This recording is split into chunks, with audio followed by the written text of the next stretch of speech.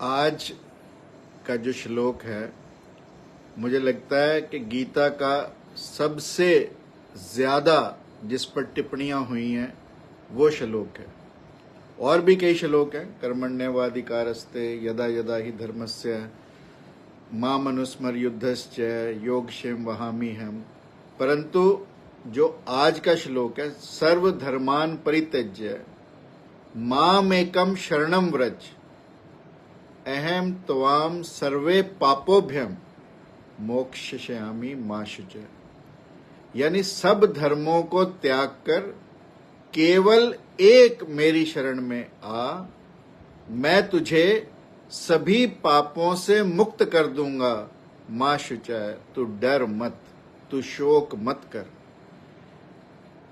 अभी जैसा गुरुजी ने कहा, सर्वधर्मान, धर्म ध्री धातु से, यानी जिसको हम धारण करते हैं। और दो तरह के हमारे धर्म है मानुष्य उसमें चोले में, एक हमारा शारीरिक धर्म, एक हमारा आध्यात्मिक धर्म। शारीरिक धर्म जो हम रोज कार्य करते हैं, जो हमारी जाति, वर्ण, समाज, देश, राष्ट्र के हिसाब से हैं। जैसे क्षत्रिय है तो क्षत्रिय का धर्म, वैश्य तो वैश्य का धर्म। यानी एक धर्म जो हमारे शरीर से, हमारी ड्यूटीज के, जब हम इस संसार में आए हैं, जो प्रोफेशनल कार्य है, जो वोकेशनल कार्य हम करते हैं, या घर के जो भी काम करते हैं, गृहस्थी चलाने के लिए जो काम करते हैं, वो सब हमारे शारीरिक धर्म की कैटेगरी में आते हैं। दूसरा आध्यात्मिक धर्म, जिसे पराधर्म भी कहते हैं, और वो केवल और केवल प्रभु की भक्ति में लीन होना है। गीता में भगवान ने पहले कहा कर्म योग, और फिर कर्म योग को ही कर्म संन्यास से बेहतर बताया। परंतु अब अंत में आते आते भगवान कहते हैं सर्वधर्मान परित्यज्य माम एकम शरणम व्रज। यानी पूरे का पूरा सिनेरियो अब उन्होंने बदल दिया। और सिनेरियो बदला कब? जब ऑलमोस्ट 63 तक आते आते, 18.63 तक आते आते भगवान ने गीता को समाप्त कर दिया था और ये कह दिया था इति ते ज्ञानम आख्यात गुह्य गुह्य तरम मया। मैंने तेरे को गुह्य से गुह्य ज्ञान कह दिया, अब यथेच्छसी तथा कुरु, जैसी तेरी इच्छा हो वैसा कर। अर्जुन जैसे ही थोड़ा सा सोच विचार करने लगा तो भगवान को लगा कि ये तो फिर विचार में चला गया, और विचार में जाएगा तो फिर शोक में जाएगा।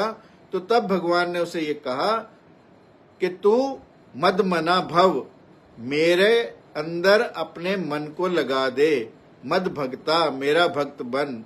मद्याजी, मेरी पूजा कर। माम नमस्कुरु, मेरे को नमस्कार कर।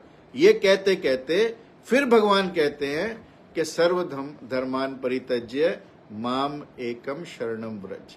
यानी अपने सभी धर्मों को छोड़कर, यानी कर्मों के आश्रय को छोड़कर, यानी अब तो सब कुछ छोड़कर केवल और केवल यदि मेरी शरण में आता है, मेरी भक्ति में लीन होता है अनन्य भाव से, तो निश्चित रूप से तू सभी पापों से मुक्त हो जाएगा, तू मोक्ष को प्राप्त करेगा और तेरे को शोक करने की कोई वजह नहीं रहेगी। So simple, but this shloka is like a cherry on the cake of Gita. यानी इस श्लोक की बहुत ही महत्व है हमारे जीवन में, and it is turning Gita into practicality. अब ये गीता का बिल्कुल प्रैक्टिकल वर्जन यहां पर आ जाता है। और शरणागति का भगवान ने ये कहा, अनेकों उदाहरण है अनन्य भाव से, क्योंकि भगवान ने कहा मेरी भक्ति कर, अनन्य भाव से मेरा चिंतन कर, अब अनन्य भाव से तू मेरी शरण में आ जा। और हमारे यहाँ अनेकों ऐसे उदाहरण हैं जब भगवान ने शरणागति की रक्षा की। ऐसा कहा जाता है कि रुक्मिणी और भगवान कृष्ण दोनों भोजन करने बैठे और धरती का नजारा लेने लगे, तो देखा कि भगवान का एक भक्त बुरी तरह से पिट रहा है, लोग उसे पीट रहे हैं। तो भगवान कृष्ण भोजन छोड़कर दरवाजे की तरफ चले मदद के लिए अपने भक्त की, और इतने में ही रुक्मिणी देखती है कि चप्पल डालने से पहले वापस आकर भोजन की थाली के पास फिर से बैठ जाते हैं। तो रुक्मिणी कहती है, प्रभु क्या हुआ? तो भगवान कृष्ण कहते हैं कि जब तक तो वो मेरा भक्त था, जब तक वो मेरी शरण में था, तब मैं उसकी मदद करने के लिए चल पड़ा था, परंतु जैसे ही मैं चप्पल पहनने को हुआ, उसने स्वयं से पत्थर उठा लिया। यानी अब उसने मेरी शरण को छोड़कर स्वयं कार्य करने का, स्वयं काम करने का निश्चय किया, इसलिए मैं वापस आ गया। यानी शरणागति पूर्ण ना हो तो भगवान भी हमारी मदद नहीं करते। द्रौपदी की शरणागति पूर्ण थी, इसलिए चीरहरण के समय भगवान कृष्ण ने पूर्ण रूप से द्रौपदी के चीरहरण को, द्रौपदी के सम्मान को, द्रौपदी के को अपमान से बचाया। यानी ये भगवान की शरणागति का फल है। ऐसे ही रामायण में विभीषण पूर्ण रूप से राम के शरणागति थे, और कहते हैं कि एक गांव था विप्र घोष, जहां पर ब्राह्मणी रहते थे। वहां पर विभीषण से गलती से एक ब्रह्म हत्या हो गई, तो उन सब ब्राह्मणों ने विभीषण को बांधकर कैद खाने में डाल दिया। जब प्रभु राम को पता लगा कि उनका भक्त इस तरह से मुसीबत में है, संकट में है, तो भगवान पुष्पक लेकर तुरंत वहां पहुंच गए। ब्राह्मणों ने उनका स्वागत किया, तो उन्होंने कहा कि तुम विभीषण को छोड़ो और मुझे कैद कर दो। अब प्रभु को कौन कैद करे? परंतु प्रभु ने कहा कि विभीषण का यदि कोई दोष है तो वो मेरा ही दोष है, क्योंकि विभीषण मेरे शरणागत है। इसलिए भगवान अपने शरणागत की सारी मुसीबत, सारे संकट, सारे संताप, सारे पाप अपने ऊपर ले लेते हैं। इसीलिए अर्जुन को कहते हैं, मैं तुझे सभी पापों से मुक्त कर दूंगा, क्योंकि अनेकों ऐसे उदाहरण हैं। और रामायण महाभारत के नहीं, आप भारत के इतिहास में उठाकर देखो।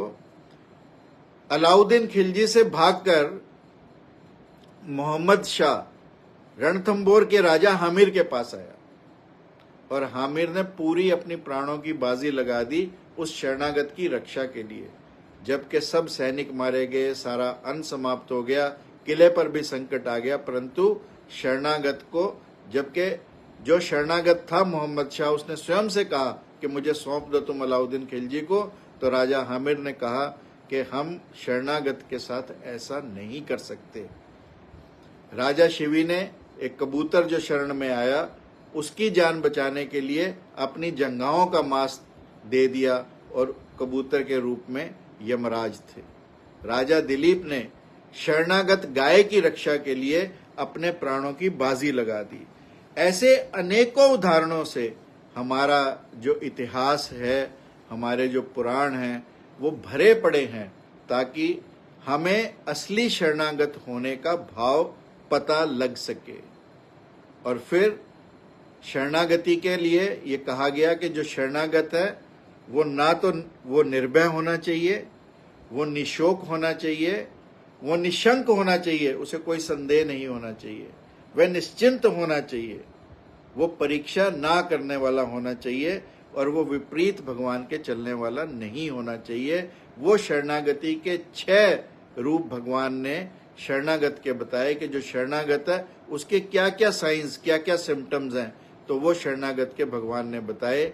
और ऐसा कहकर भगवान अर्जुन को निश्चिंत करने का प्रयास करते हैं कि जब तू मेरी शरण में आएगा, जब तू मेरी भक्ति में लीन हो जाएगा, तो मैं तुझे सभी पापों से मुक्त कर दूंगा, इसलिए तुझे कोई शोक करने का विषय नहीं है। और शरणागत के और उदाहरण दूं तो आप बंदरी का बच्चा देखो, माँ कूदती रहती है परंतु बड़े आराम से अपनी माँ के चिपका रहता है, उसको कोई भय नहीं रहता, कोई शोक नहीं रहता, कोई डर नहीं रहता कि माँ कहीं भी कूदे, एक पेड़ से दूसरे पेड़, एक छत से दूसरी छत, परंतु वो आराम से पड़ा रहता है। ऐसे ही बिल्ली जैसे अपने बच्चे उठाकर चलती है तो उसके बच्चे भी अपने हाथ पांव सिकोड़ लेते हैं कि माँ मुंह में रखकर जहां मर्जी ले जाए, वो माँ के ऊपर छोड़ देते हैं। ऐसा ही भगवान कहते हैं कि हमें ऐसा छोड़ देना चाहिए। और ऐसे ही कबीरदास जी के जीवन की एक छोटी सी घटना है कि कमाल उनका बेटा था। तो कबीरदास जी ने एक दिन लिखा कि चलती चाकी देख के दिया कबीरा रोए, दो पाटन के बीच में साबुत बचा न कोई। तो कमाल ने जो कहा वो वही है जो गीता में भगवान कृष्ण ने कहा। कमाल ने कहा कि चलती चाकी देख के दिया कमाल हंसाए, जो कीलन के पास है बाल न बांका होए।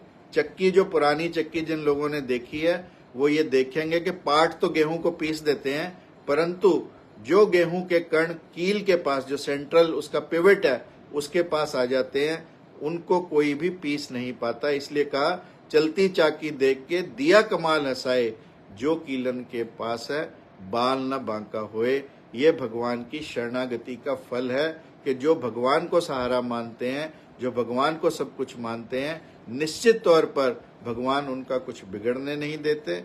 भगवान उनको पापों से मुक्त करते हैं, भगवान उन्हें मोक्ष प्रदान करते हैं। और यही असली कर्म संन्यास योग है। और यही गीता की यात्रा कर्म योग से कर्म संन्यास की है। परंतु हम हमेशा संदेह में रहते हैं, हम पूरे ध्यान में नहीं रहते। जैसे कि कहा जाता है कि एक मौलवी जी नमाज पढ़ रहे थे तो एक स्त्री खड़ी थी साइड पर, जिसका एकदम उसके प्रियतम का फोन आया और वो भाग गई और मौलवी के ऊपर से पांव रखकर चली गई।